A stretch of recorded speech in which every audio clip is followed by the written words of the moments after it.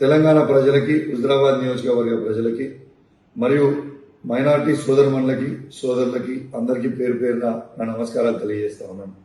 సమ్మక్క జాతర అని మా సొంత గ్రామం వీణవంకలో జరుగుతుంది.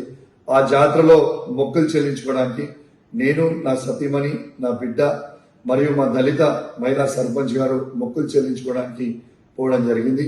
ఆడ మేము మొక్కులు చెల్లించుకున్న సందర్భంలో రేవంత్ రెడ్డి గారి ఆదేశాలతోని ఈడ ఉన్న మా జిల్లాలో ఉన్న సిపి గారు మరియు హుజరాబాద్ లో ఉన్న ఏసీపీ గారు, జమ్మికుంట రూరల్ సిఐ గారు ఏ విధంగా మమ్మల్ని అవమానపరిచిండ్రో, ఏ విధంగా గద్దెల మీద నుంచి ఈడ్చుకపోయారో మీ అందరూ కూడా చూసారు.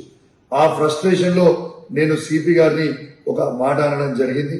కానీ నేను ఏ కులాన్నో ఏ మతాన్నో కించపరచడానికో నేను అట్లాంటి స్టేట్మెంట్ చేయలేదు.